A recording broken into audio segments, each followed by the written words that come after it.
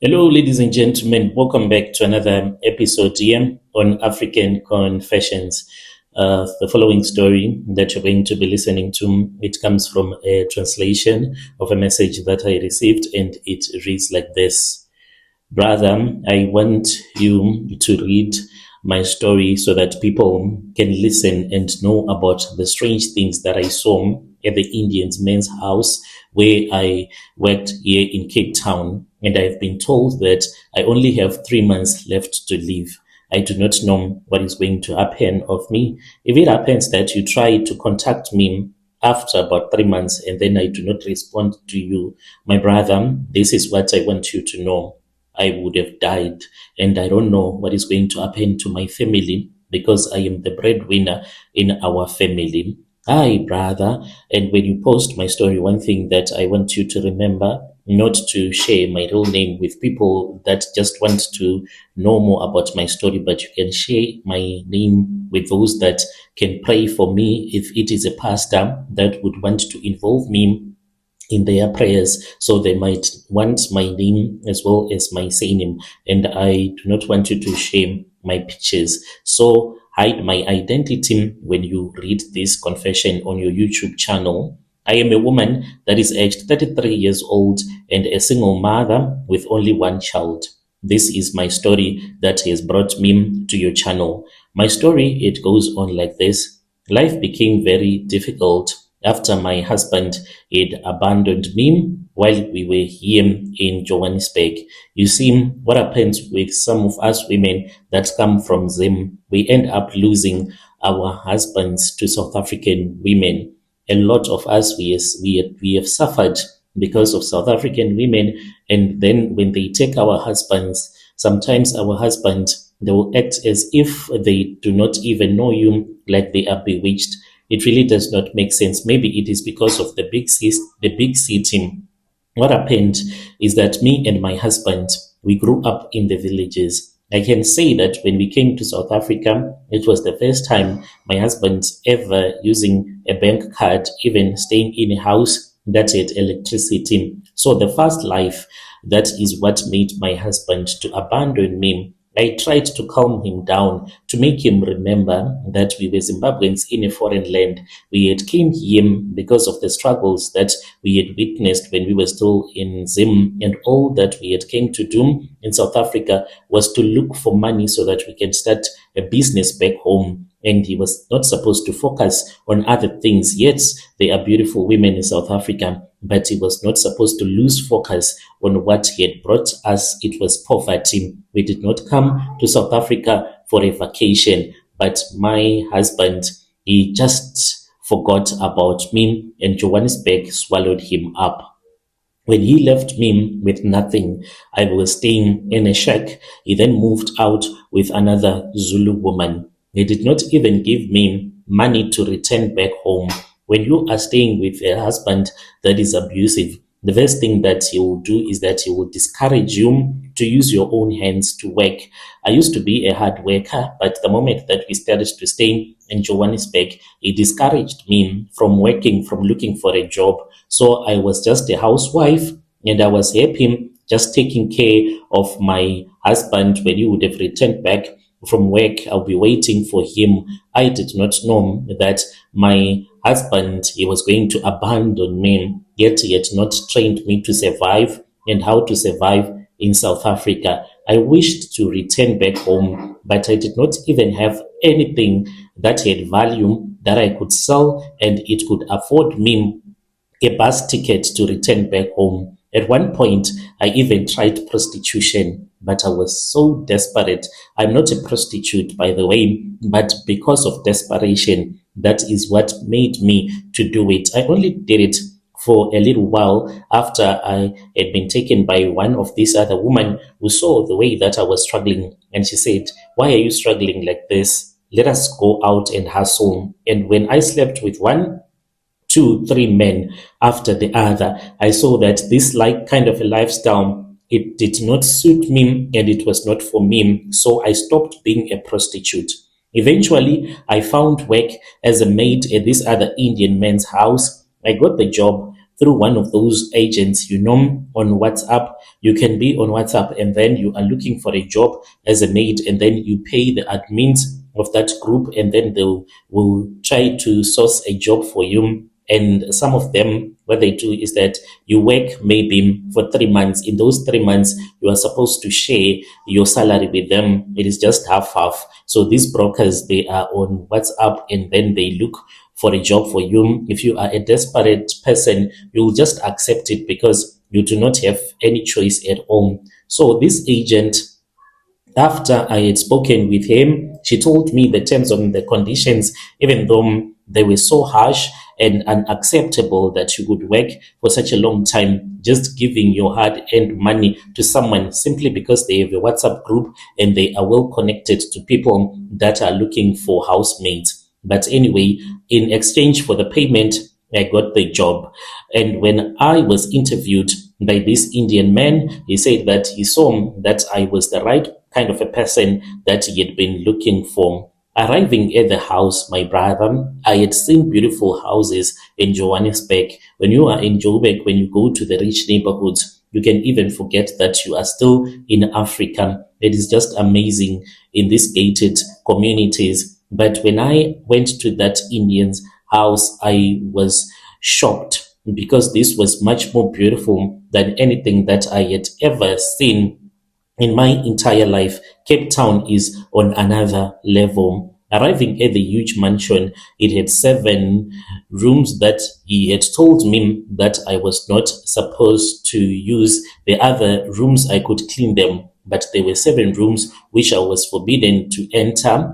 There was already another maid that was working there, and this made the situation to be much better. To those that have never worked for an Indian family, you work, you do not rest. Indians, they do not want you to see, they don't want to see you sitting down. To even answer a phone call while you are at work, it's like a crime that you would have committed. If you have ever worked as a maid for an Indian family, you understand what I am talking about. So since we were 2 maids working at that mansion, we would split our duties so as to make our work much easier. And the duties that I was given later on, they were quite different from the duties that the other maid was doing. I was not responsible, like I told you earlier on, for cleaning the whole house. I was told to never enter those 7 rooms. He went with me around the mansion, showing me the rooms that I was strictly forbidden from ever entering. Since I am not a Muslim, I thought that maybe this was the reason why, because the other lady, she was from Malawi and she was a Muslim. So I thought that maybe this is what they do in their religion. They only allow others to enter into specific rooms if you are worshipping in the same religion. So I was shown one specific room. My job involved cleaning that room. And as for cleaning the room, there was no problem because this was the work that I wanted to do as a maid. It's obvious that you are supposed to clean rooms, right? But it involved other things that did not make sense. This room, I had to enter into that room, clean, and then you put fresh food, serving food inside it, even though there was no one else that was staying inside that room. This Indian man, he would bring apples, fresh fruits, but these were your expensive fruits that you would go and buy at your shops like Woolworth, and then you would bring those expensive fruits and you will say that I want you to go and give it someone in that room. But when I would enter into that room, there won't be anything. The strange thing was that this room itself had almost nothing. Inside of that room, there was a golden table and a golden chair. Everything inside, it was made out of gold. I don't know if it was pure or fake gold. This was the timetable where I had to go and feed that invisible person. Every evening, I will take food into that room, but by the next morning, the food will always be eaten. That was when things started disturbing me because I could not understand who was eating the food. There was never anyone that was inside that room, only the table, the chair, and the candle. But yet, if I did not go there, my Indian boss, even if it happened that he was not in Cape Town, somehow you will know that she has not gone into that room to feed the invisible person. The way that you would get so angry at him, it would be like you have stolen something away from him. You would curse at him. You would even threaten to fire him. What used to surprise me was that there was always someone that was eating the food. This food that would have been eaten, it will not get finished. There was always leftovers. This Indian man, you would be like to me, when you see food that is left over, you need to eat them. And I was like, hi, well, I'm not going to do something like that. How can I eat leftovers of food that has been eaten by someone or something that I can't even see? If it was a pet, I was supposed to see it. If it was a human being, why is it that this human being was always locked up in that room and it was a one room? It did not make sense to me. And things started to happen that disturbed me because I could not understand who was eating the food. There was no one, never anyone inside that room, only the table, the chair, as well as a candle. Part of my duties was to light the candle every evening at exactly 6 p.m. I had to do this. Exactly 6 p.m. I was supposed to go into that room, and then you would light the candle. And when you exit that room, there was a way that I was supposed to exit. You just don't go in there and then you come out. You light the candle, and when you are going outside of that room, you are not supposed to turn your back and then you have your back against the candle, no, or that golden chain. You are supposed to be facing it at all the times, even when you are cleaning. This is what I had been told. And then the next morning, I was supposed to remove that candle, extinguish it, and then I put a brand new candle. If the candle was not finished throughout the night, I was supposed to throw it away. That alone was part of the job that I was doing, where I was being paid 10,000 rands a month to do as an undocumented worker in South Africa. Because I had no other opportunities, I endured the fear and continued working there because the salary was good and enough for me. Then something happened in January this year. It was during the day. Nobody else was home. I was alone in this house. As usual, I went to clean that room and suddenly I noticed stacks of cash lying there. I immediately thought maybe the boss had forgotten the money there. That was when greed entered into my heart. I told myself that this was finally my chance to escape poverty. I thought about that proverb, the Shona proverb that said, Mudzimu haipim kaviri, meaning your ancestors will never give you something twice. Whatever that you get, you are supposed to take it. So I quietly started stealing money from each and every stack, little by little.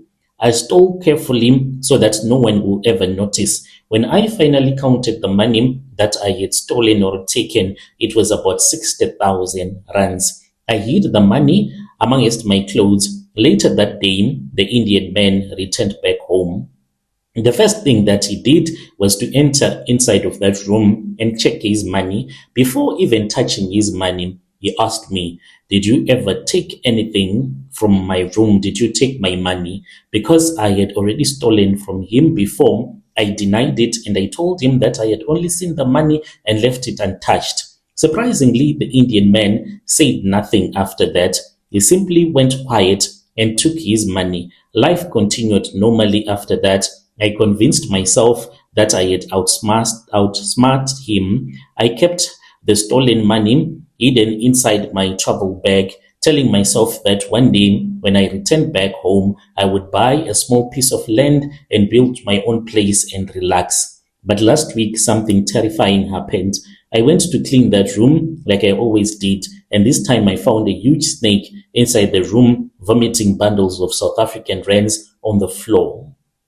I tried to run away in fear, but before I could escape, I suddenly saw my Indian boss standing behind me. He locked the door, and the snake continued vomiting money until huge stakes of cash covered the floor. After the snake finished vomiting the money, the Indian man whistled once. The snake suddenly turned towards me and started sucking my breast. It was as if I was now in a vision when these things were happening. It sucked so hard that I became weak and I nearly collapsed.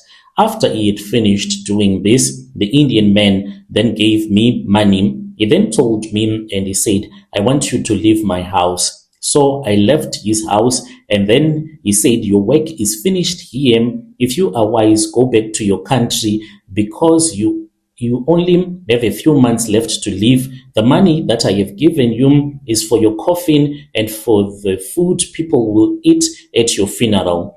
That is why I have come here today, Brother Nashim. I am desperately looking for someone who can help me because my child is still very young. If I die today, who is going to take care of my child?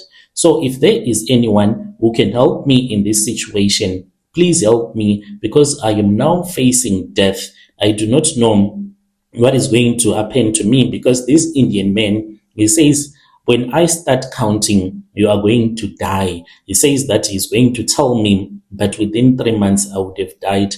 If you speak with me and if I do not respond, my brother, I will always respond to you. If I do not respond, then know that I am dead. Dear listeners, right there was a message that was sent to me by one of our dear sister. Let us try to speak with our dear sister in the comment section. Strange things indeed, they do happen in this world. I will try to send a message to our dear sister, hoping that she is going to respond to me. Let us meet again in the following episode.